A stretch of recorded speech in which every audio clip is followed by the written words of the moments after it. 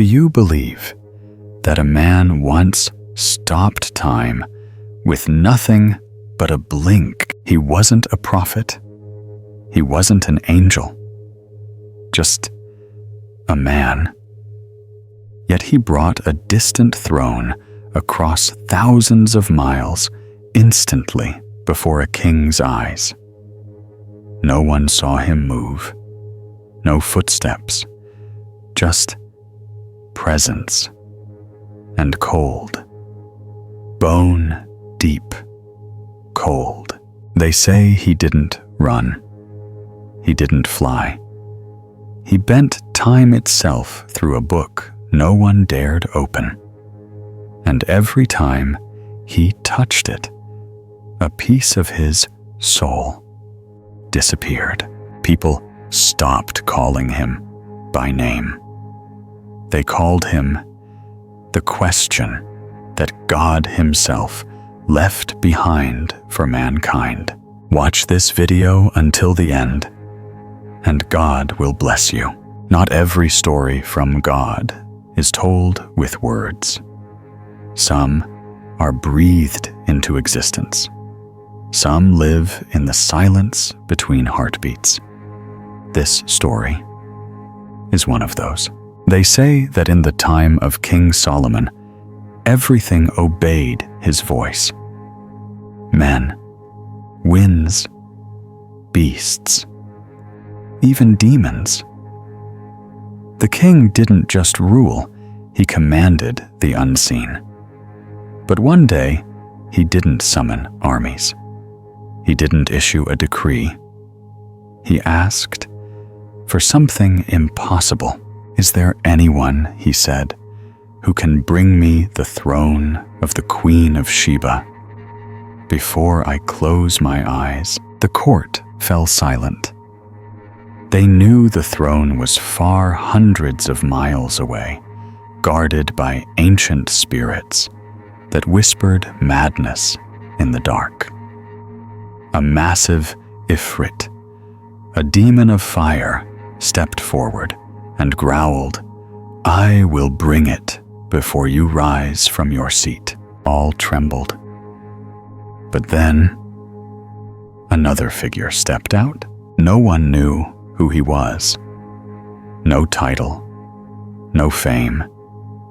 He wore a long black robe that kissed the earth, and in his hands an old book so ancient the leather binding cracked like dried bone. He didn't shout. He didn't boast. He simply whispered, "I will bring it before you blink." The words dropped like a stone into a bottomless well. No echo, only cold. Solomon closed his eyes, not to test him, but because something in his qalb recognized that voice. It did not belong to man. Just 1 second, when he opened his eyes, the throne was there. No footsteps, no wind, no burst of light, only presence. A presence that bent reality like heat over stone. The room turned cold. The ground beneath the throne cracked. A strange scent filled the air, thick, heavy, like a tomb unsealed after 1,000 years. The man said nothing more. He turned. He bowed, then vanished into the shadows, as if he'd never been there. From that day, people called him Asif bin Barkia, the king's scribe. But to those who saw it happen, he was no longer human. He was a fracture in the veil between the seen and the unseen. Asif didn't run. He didn't fly. He didn't teleport. He bent time. Some say he never traveled to the throne. He pulled the throne to himself, bent space like parchment, and as he did, the world warped. and even demons flinched. They whispered that the book he carried had no words. It wasn't ink, it was reality.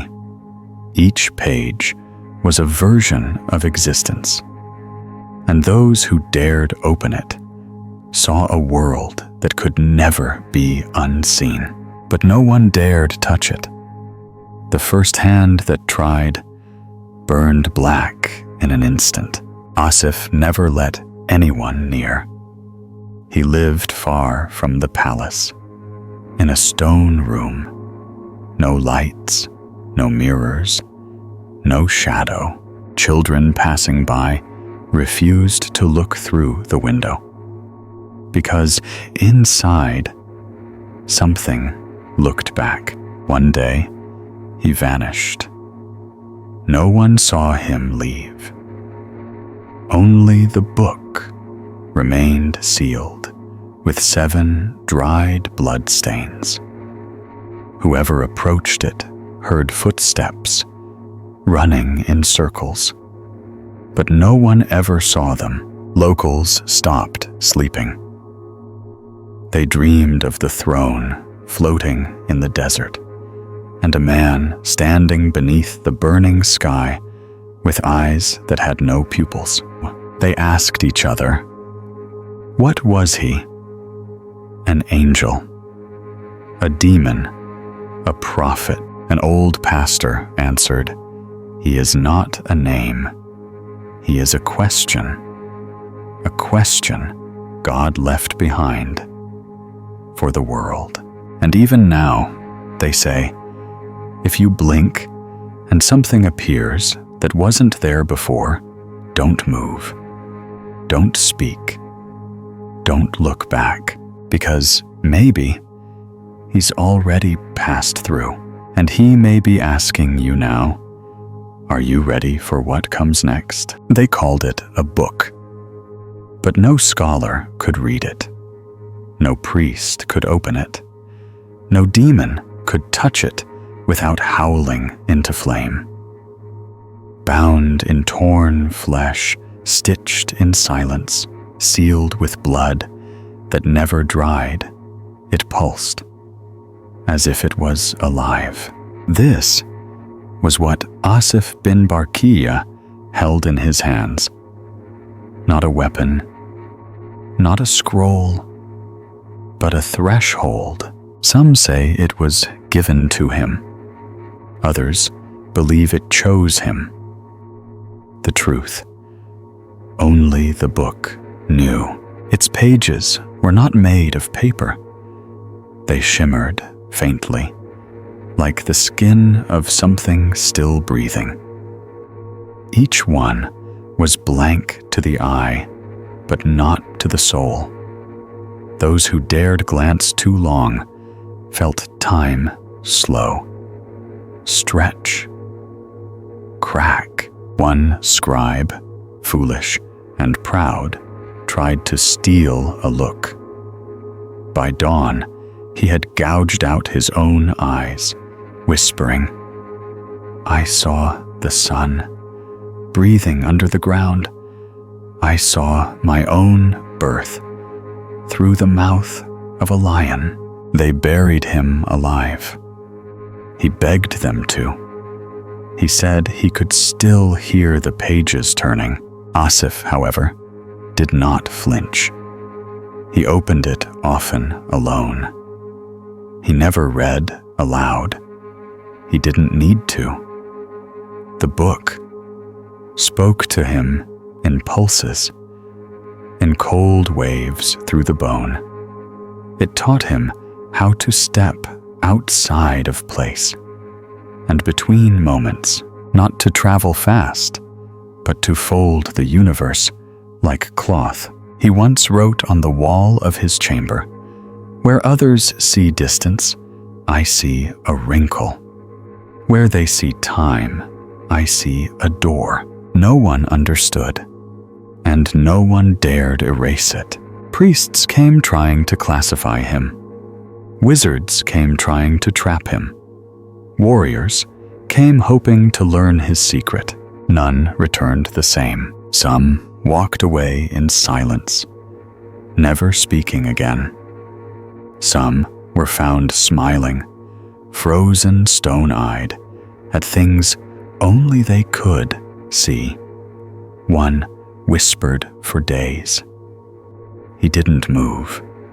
The world moved around him. When questioned, Asif only said, "I am not fast. I simply obeyed what the book told me." And it told me where the throne already was. The mystery deepened. Was it magic? Was it madness? Or was it something one older? A monk, trembling, suggested something that chilled even the bravest. What if the book doesn't make him powerful? What if it's keeping him contained? Because when Asif stared too long into space, light bent. Flames dimmed. Children cried.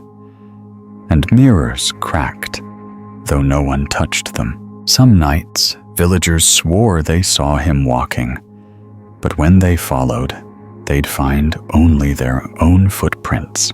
Some said he could vanish. Others believed he never really walked at all. He simply wasn't bound by the laws we call reality.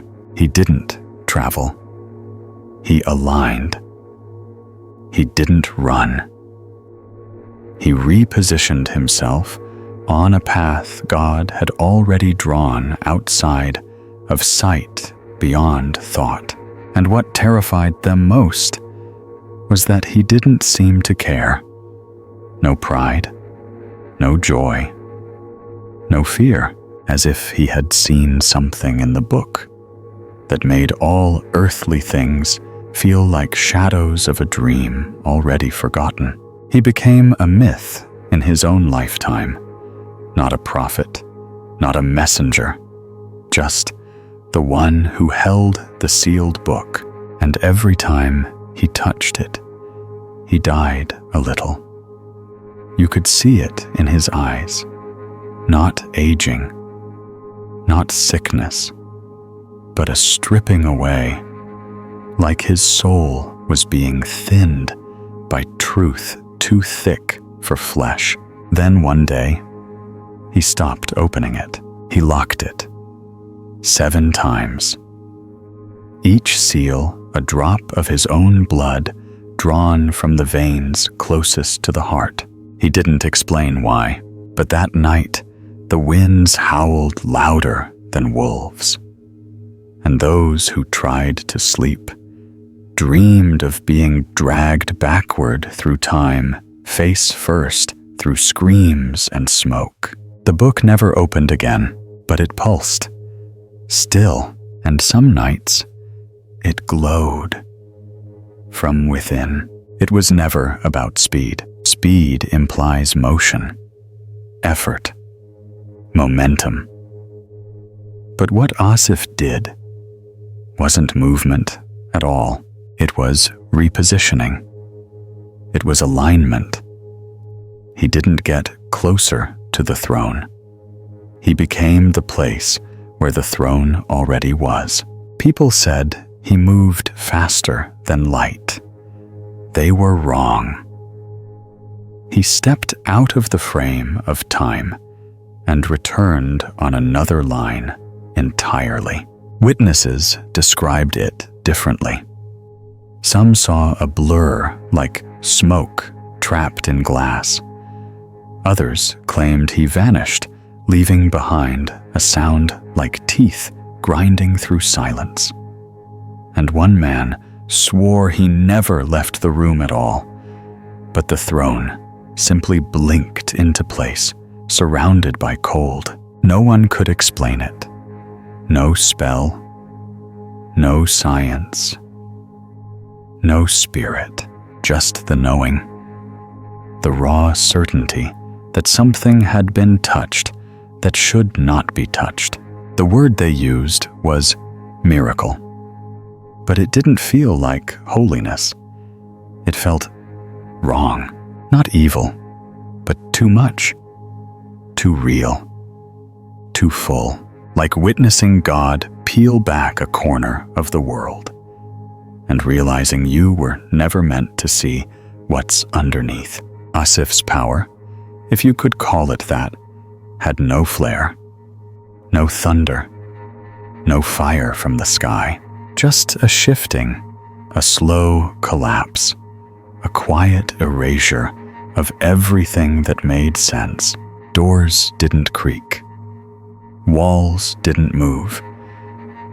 But somehow, the room changed. The feeling changed. The weight of existence tilted, and always a chill. A breath of winter, even in the heat, as if heaven itself held its breath and refused to interfere. One priest, brave or foolish, once confronted him. He asked, "Are you possessed?" Asif blinked slowly, then answered, "I am emptied. Possession requires a self. I am no longer one place." The priest trembled, dropped his crucifix.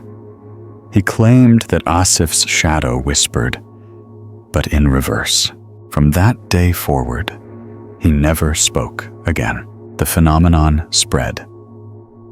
Wherever Asif had walked, the animals refused to go. Birds flew wide arcs around his steps. Wolves howled without cause. Children wept in their sleep. And worst of all, mirrors shattered, not from touch, from proximity. Reflections twisted. Images warped. One woman reported that when she looked into her mirror after seeing Asif, she didn't see herself. She saw a version of herself screaming silently, mouth open, eyes gone reaching toward the glass, as if drowning in the past. They boarded up the houses he visited. Some burned them outright. They said he walked without weight, that he made no sound on stone, that dust refused to cling to his robe. But that wasn't the miracle. The miracle was that time itself seemed to bend around him. Watches ticked too slow. Candles burned unevenly. The moon hung too long in the sky, and those who touched him, even by accident, said they remembered things that hadn't happened yet. One man touched his sleeve. That night, he dreamed of a flood, weeks before the dam broke. A woman brushed his shoulder. She began writing numbers. She'd never learned coordinates, dates, names. No one believed her, until one of the names died on that exact date. Asif did not react. He simply kept walking, through walls of silence, through barriers no one else could see. And wherever he went, reality twisted. Slightly, just enough to make people doubt their senses, question their faith, and wonder if creation had always been this thin. There was no spell to undo it, no prayer that could erase it, no cross strong enough to hold it back, because this was not a curse. It was a calling, and Asif never asked for it. Light always demands a price, not the light of candles, not sunlight, but the light that pierces the soul, that strips the world bare, and shows you not what is, but what was always hidden. Asif bin Barkia paid that price. Each time he opened the book, he gave something away. Not blood, not breath, but pieces of himself. His laughter faded first, then hunger, then sleep, then fear. By the end, he no longer responded to his own name. Not because he forgot it, but because it no longer meant anything. He had stepped too far beyond the veil. And when you've seen what he saw, you don't come back whole. He stopped eating. His body didn't decay. He stopped aging. But he didn't live. He simply persisted, like a flicker between two worlds, still human in shape, but hollow, not dead, not divine, just unanchored. Witnesses described him as a ghost that breathed. Some said when he walked by, you could hear the sound of pages turning, but there was no wind. One boy approached him once out of innocence. He smiled at Asif. Asif looked back, and the boy screamed. He never stopped screaming. Not until his parents, in desperation, carved crosses into every wall of their home and laid salt around his bed for 40 nights. They say he still dreams of a throne floating in black water and a voice made of glass whispering, "This is where you end." The cost of light is not fire. It's not blindness. It's knowledge you cannot survive.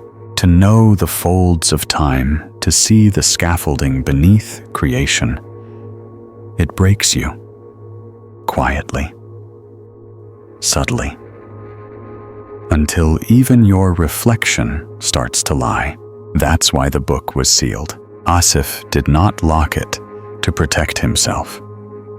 He locked it to protect the world, because knowledge, when untethered from grace, is poison. The seals, 7 in total, were each inscribed with a prayer written in no known language, a script that shimmered only in moonlight and bled when touched. No one could open them, not with fire, not with blade, not with magic, because to open the book, you had to want the truth more than your soul, and no one did, not yet. After the seals, Asif disappeared. No farewell, no warning, no bones left behind, just absence. Some say he ascended. Others say he dissolved into light. A few whisper he was taken not by angels, but by the very pages he once opened, because books remember, and sacred books, they hunger. There were sightings, not frequent, but always the same. Someone closes their eyes.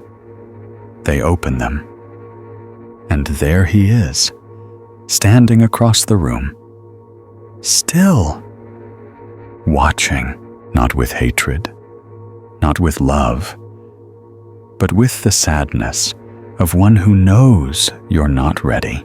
And then he's gone. Just a breath left behind. Just a whisper. Not yet. The church built over the room he last occupied has no windows, no mirrors, no clocks. They say time runs crooked there. People walk in and forget why they came. They forget their names. One woman swore she walked through the front door and found herself a mile away on her knees in the desert, clutching sand that tasted like salt and blood. No one stays long, and yet the faithful still come.